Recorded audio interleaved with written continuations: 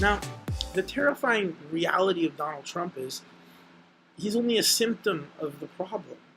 And he's such an enormous symptom and such a distracting symptom that he keeps our focus away from what really matters. What really matters is congressional elections, local elections, state elections.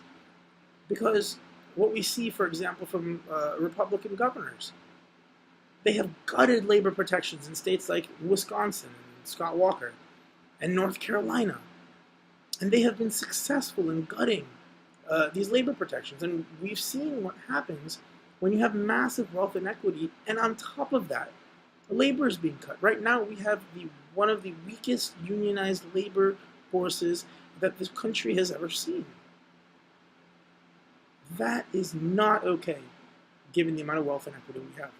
I'm not proposing some type of massive socialism, but democratic socialism, which means we stop giving tax breaks to the people who don't need them.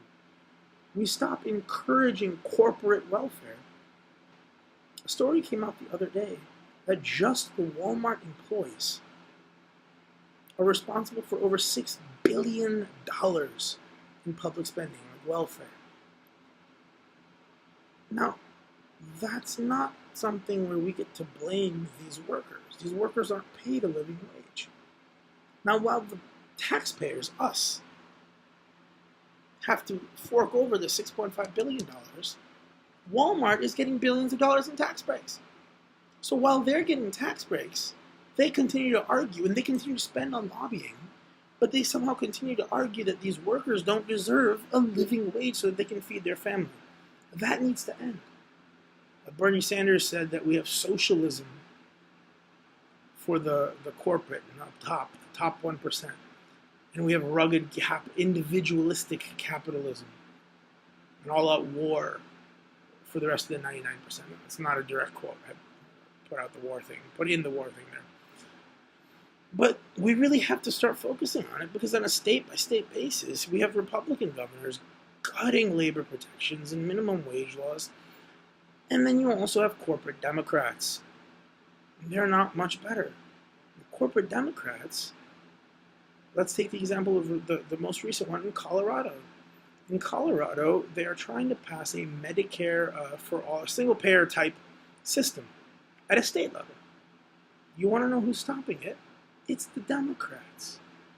The corporate Democrats who are in debt or bought by big pharma, as well as the health insurance industry.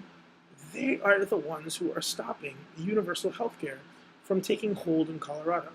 That's not something that we can have. We cannot have a Democratic Party lobbying against health care. We've seen Hillary Clinton do that as well when Bernie Sanders came out for Medicare for all. So we're in the hands of these corporate crony puppets, basically, who have to listen to their donors. And if they don't listen to their donors, well, they're not going to get money the next time they run for office.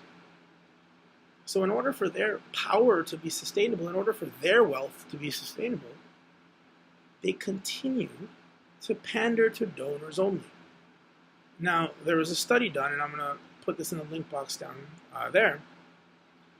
I believe it was by Stanford University, but I apologize if I'm wrong. The link will be in the box. To see if we really have a democracy. And the results were scary. The results showed, so basically if you look at a graph, or you look at a chart, you would expect in a democracy, if 20% of the people wanted a certain policy, it would have a 20% chance of passing. If 80% of people wanted a policy, it would have an 80% chance of passing. Well, from 0 to 100, it did not matter what public opinion was. A policy has about a 30% chance of passing. And it didn't change with public opinion. That means if 100% of us wanted something, there would still only be a 30% of it passing. And if 0% wanted it, same, 30%. They concluded that the voice of the people literally does not matter, statistically does not matter. Our Congress approval rating right now is around 11%. Can't we do better than that? Same study went on, though, and it was even more alarming. It added a different line. It said, well, let's look at the interest of the top 1% of the country. And suddenly you saw a significant increase in the slope. If the top 1% had a certain opinion about a policy, you'd be damn sure that the politicians are listening. That, by definition, is an oligarchy. So we have to be careful. We have to fight for progressive policies. We have to fight for policies that put the power back into the hands of the people, as opposed to the lobbyists.